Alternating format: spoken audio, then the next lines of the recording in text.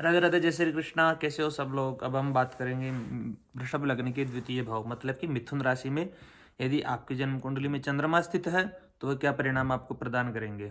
देखिए, द्वितीय भाव आपके परिवार का भाव है, वाणी का भाव है, कुटुंब का भाव है, आपके भोजन का भाव है, कैसे स्वाद युक्त रहता है नहीं रहता है। धन संग्रहित करने का जो भाव होता है वह भी द्वितीय भाव होता है, मारक भाव भी द्वितीय ही होता है। और वहाँ पे यदि चंद्रमा जो तृतीय भाव के स्वामी होते हैं वृषभ लग्न के अंदर, आपके भाई बहनों का सहज पराक्रम, आपके स्वप्रयास, सब जो तृतीय भाव से हम देखते हैं उसके स्वामी होते हैं और माता के कारक होते हैं और द्वितीय भाव में बैठे रहेंगे तो ऐसे व्यक्ति को परिवार का बहुत लाडला बनाएगा। परिवार में बहुत अच्छा व्यक्तित्व रहेगा। ऐसे व्यक्तियों का परिवार में घुल मिल करके रहने वाला होगा। परिवार में सब सब इसको चाहने वाले होंगे।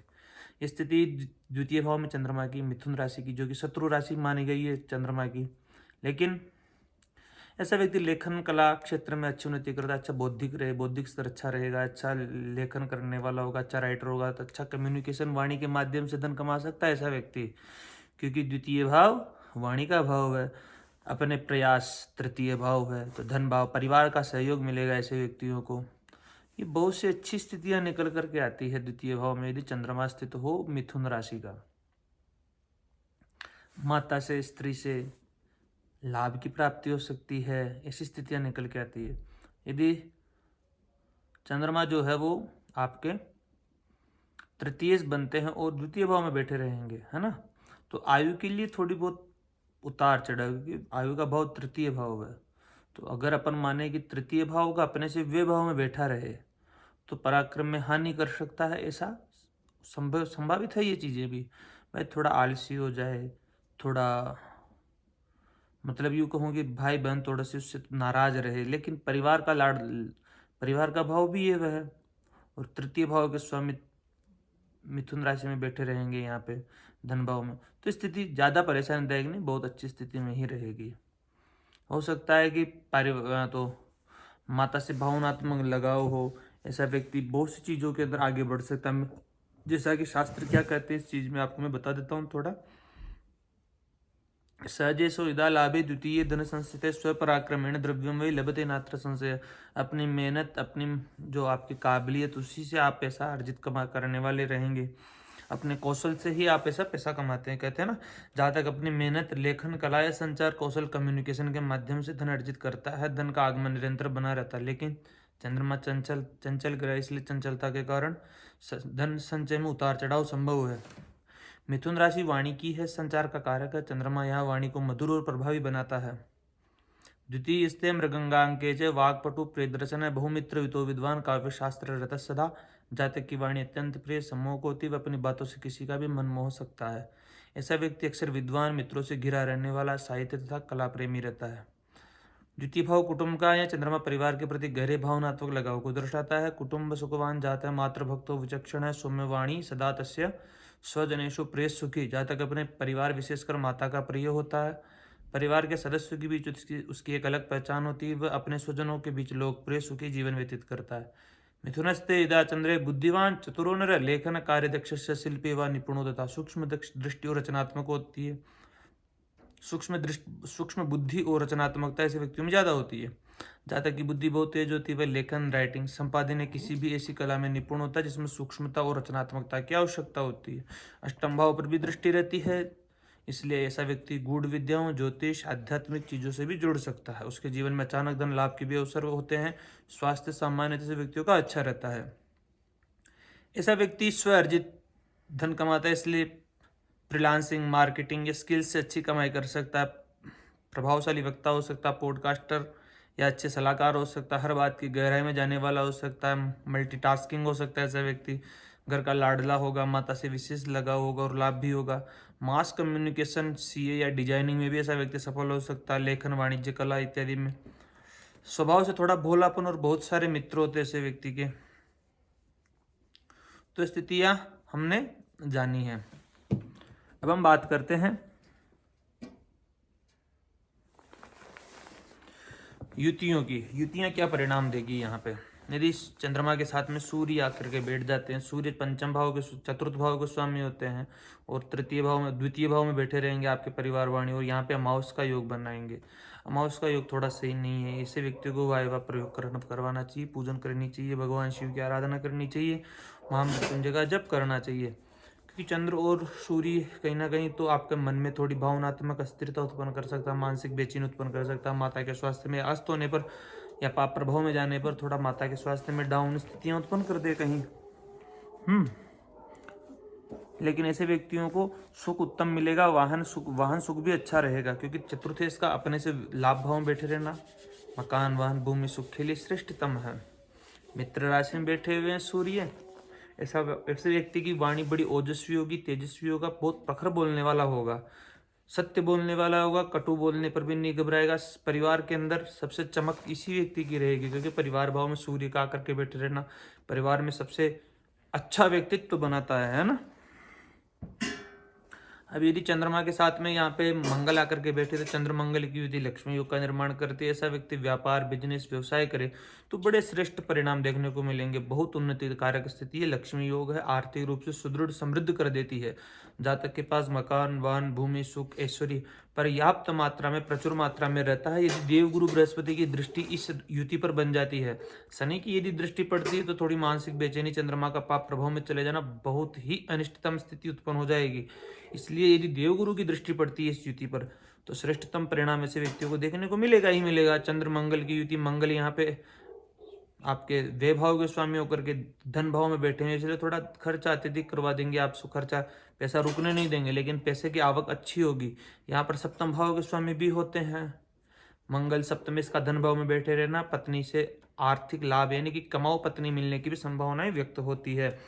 चंद्र मंगल और क्या देते हैं, जातक पुत्रवान होगा, भाग्यशाली होगा, 28 वर्ष की आयु में किस्मत का सितारा चमक सकता है ऐसे व्यक्ति का, तो ससुराल पक्ष से भी धन की प्राप्ति हो सकती है ऐसे व्यक्ति को। अब हम बात करें चंद्रमा के साथ में यदि बुध हो, चंद्र और बुध की युति भी श्रेष्ठतम परिणाम देगी, क्योंकि धनेश धन भाव में बैठे रहेंगे।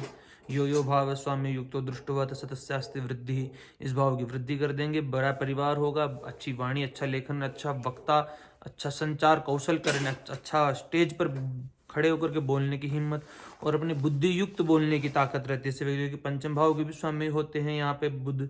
पंचम इसका धन भाव, वाणी के भाव, पंचम ज्ञान है, आंतरिक ज्ञान है, कल आपका प्रेम है, आप पंचम भाव आपकी संतान है, संतान पक्ष से अच्छा लगाव हो सकता है ऐसे व्यक्ति का, क्योंकि मन और पंचम भाव दोनों मिले हुए हैं तो संतान से अच्छा लगाव हो सकता है ऐसे व्यक्ति का।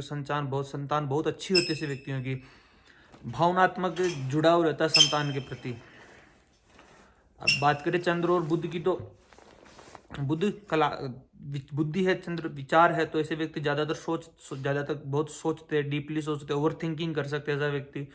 द्वितीय भाव में बैठे रहेंगे तो वाणी अच्छी रहेगी ऐसे व्यक्ति की, वाणी कम्युनिकेशन बहुत अच्छा रहेगा। शास्त्र क्या कहता है, चंद्र बुध की युति जातक पढ़ा लिखा होगा, शिक्षित, सभ्य समाज का प्रतिष्ठित धनी व्यक्ति होगा, तो ये चीजें धनी और मानी व्यक्ति होगा, सब जगह सम्मान मिलेगा ऐसे व्यक्ति को, क्योंकि द्वितीय भाव में बैठे पंचमेश होकर के राजयोग का भी निर्माण होगा, अच्छी स्थिति में जाएगा।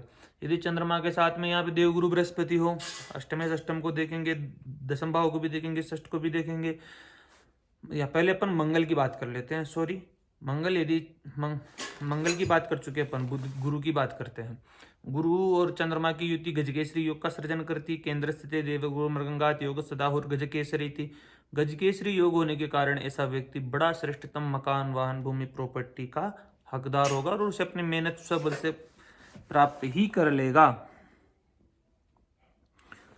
ऋण रोग शत्रुओं का समूल नाश करने में सक्षम होगा। पद प्रतिष्ठा यश कीर्ति वैभव ऐसे व्यक्ति के पास चल करके आती है और गजकेसरी योग होगा, इसलिए मैं कहूँगा कि ऐसे व्यक्ति को अच्छा गुरु भी मिल जाएगा, जीवन में अच्छी वाणी होगी, बहुत अच्छी स्थिति है चंद्र और गुरु की। केंद्र स्थित देवगुरु मृगंगात योग सदाहुर गजकेसरी थी, मतलब बहुत अच्छी स्थिति। आप निश्चिंत रहिए, ऐसे व्यक्तियों को निश्चिंत रहना चाहिए।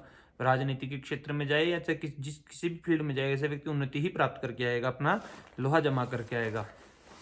यदि चंद्रमा के साथ में यहाँ पर शुक्र हो तो शुक्र यहाँ पर लग्नेश का धन भाव में बैठे रहना, तृतीय के साथ में, और षष्ठ भाव के स्वामी भी है। मैं कहूँगा ये द्वितीय भी श्रेष्ठतम है। ऐसा व्यक्ति कला संगीत इत्यादि में रुचि रख सकता है। ऐसा व्यक्ति चाहे तो बिजनेस करे, रेस्टोरेंट चलाए, होटल चलाए, ऐसे व्यक्ति शराब की दुकान खोल सकते हैं, ठेके का काम कर सकते हैं, सफलता देगा अपने प्रयासों से, क्योंकि ऐसा व्यक्ति का लग्नेश का धन भाव में बैठे रहना, खुद जाकर के धन भाव में बैठे रहना, धन में बहुत ज्यादा रुचि रहेंगे, धन बनने कैसे धन पैसे कमाओ इसी चीजों में लगे रहेंगे। ऐसा जातक निसंदेह धन अपने प्रयासों से प्राप्त ही करने में सक्षम हो जाता है इत्यादि। अब हम बात करें शनि की। शनि यदि द्वितीय भाव में आ जाता है, थोड़ा मंदगामी ग्रह है, थोड़ा चंद्र मन का कारक है, थोड़ा मानसिक परेशानी बेचैनी उत्पन्न कर सकता है, थोड़ा अलगाव, थोड़ा अकेलापन, थोड़ा डिप्रेशन, थोड़ी निराशा, थोड़ी सी हताशा इत्यादि निकल करके आती है। थोड़ा माता जी के स्वास्थ्य में परेशानियां उत्पन्न हो सकती है, क्योंकि तृतीय चतुर्थ भाव पर दृष्टि रहेगी, लाभ भाव पर भी दृष्टि पड़ी रहेगी, थोड़ा परेशानीदायक स्थिति है। चंद्र शनि विष योग है, इसके लिए भगवान शिव की आराधना करना चाहिए, वायवा प्रयोग करना चाहिए आपको। वायवा या पवमान के पाठ करने से आपके इस युति से बहुत आराम मिलेगा, यदि आप परेशान हो रहे हैं इस युति के कारण। तो अब बात करते हैं अपन चंद्र और राहु। यदि चंद्र और राहु बैठते हैं तब भी श्रेष्ठतम युति नहीं है, ग्रहण दोष बन जाता है।